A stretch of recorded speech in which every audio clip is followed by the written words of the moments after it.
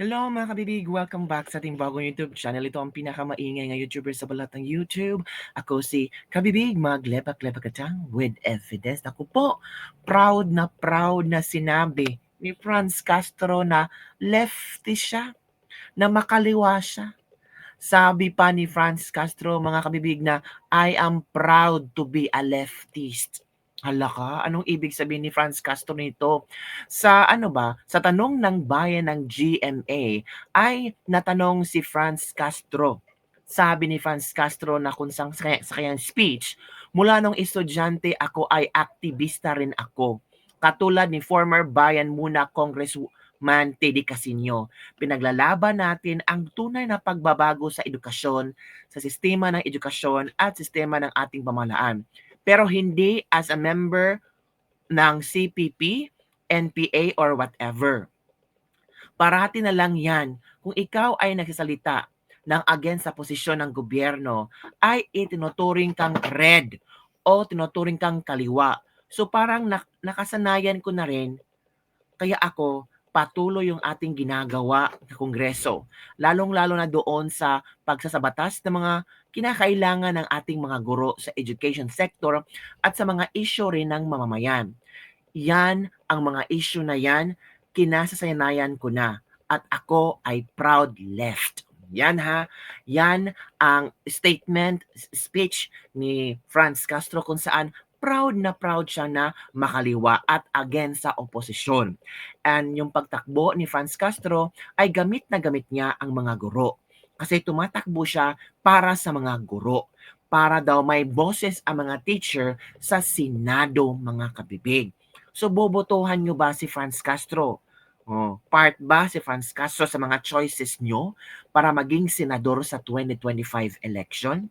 Nakapasok na ba si Franz Castro sa standard ninyo na ito ang kailangan ng bayan para may boses ang mga guro sa Senado? Kailangan ba talaga ng isang Franz Castro sa Senado? Naku mga kabibig, at ito yung pinakamagandang part ng GMA na ang tawag dito, pinakamagandang part sa tanong ng bayan kagabi ng GMA, itong pagsupalpal di umano ni Senator Bato de la Rosa kay Franz Castro. Marami daw natuwa, marami ang pumalakpak, at very obvious daw sa audience na parang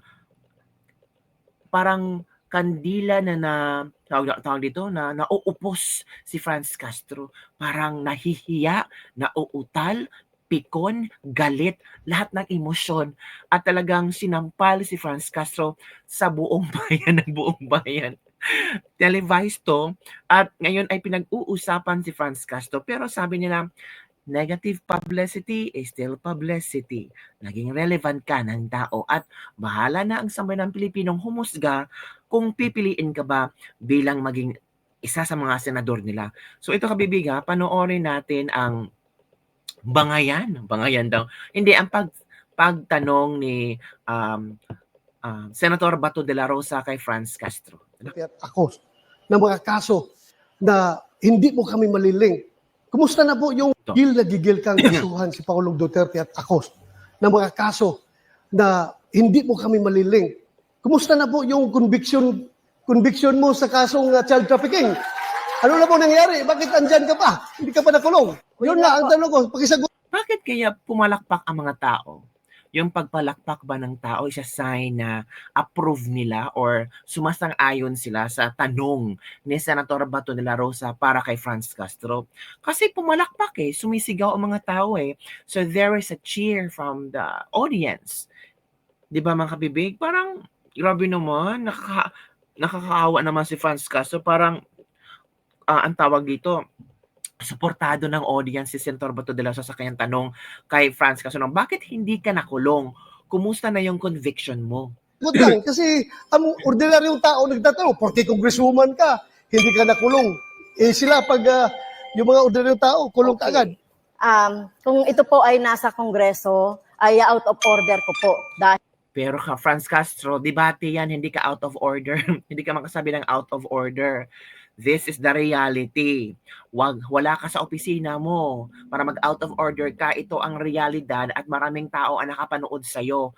Huwag mong gamitin yung pagkakongresista mo para mag-out of order mo si Bato.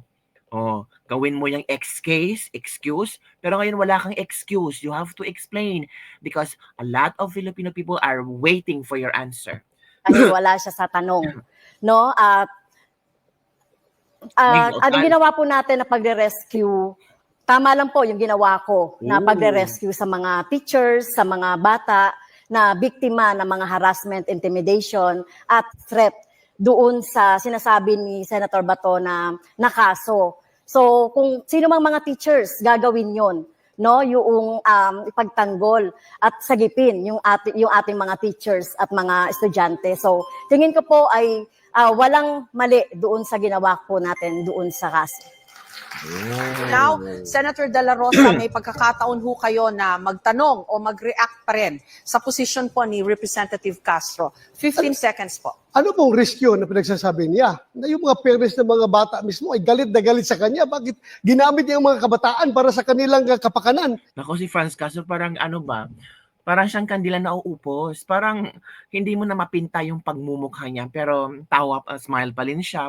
Kasi nahalatan talaga dito na ay talo na ako nito. Parang ginisa ako ni Senator Bato de la Rosa. Parang binigyan ko si Senator Bato de la Rosa ng chance na para yung mapahiya siya, mga kabibig. Naku, Franz Castro.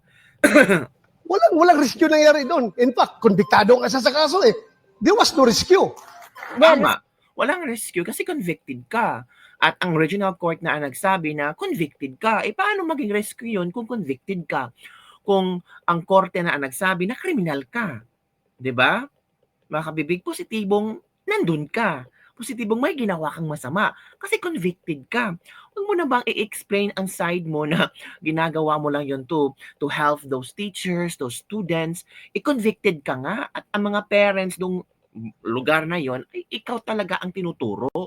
Sinasabi naman po ng mga magulang na galit sa akin ay ito ay gawa-gawa lang ito. Hala, gawa-gawa lang ng mga magulang? Tapos convicted ka? Paano natin marirelate yung gawa-gawa lang ng storya ng mga magulang tapos ang korte ay sumasang-ayon sa mga magulang, nagkaroon ng paglilitis at ang korte found out na convicted ka, guilty ka, tapos sabihan mo ang mga magulang na gumagawa lang ng issue para siraan ka? Nako, so you're asking our justice system, which is very unfair to you?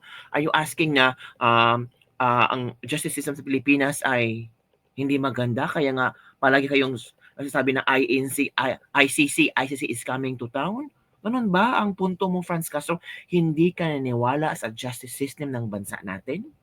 Itong mga magulang na ito. So kung titignan natin yung mga magulang ng mga bata na talagang involved doon sa pag-aaral ng mga bata doon sa Lumad School, ay talagang nangihinayang sila doon sa pagsasara ng mga eskwelahan ng mga lumad dahil alam naman natin kulang talaga no sa serbisyong pang-edukasyon ang mga lumad. So talagang sila ay hinayang na hinayang at sinisisi ang gobyerno ng Duterte. Marami Sinisisi ang gobyerno ng Duterte?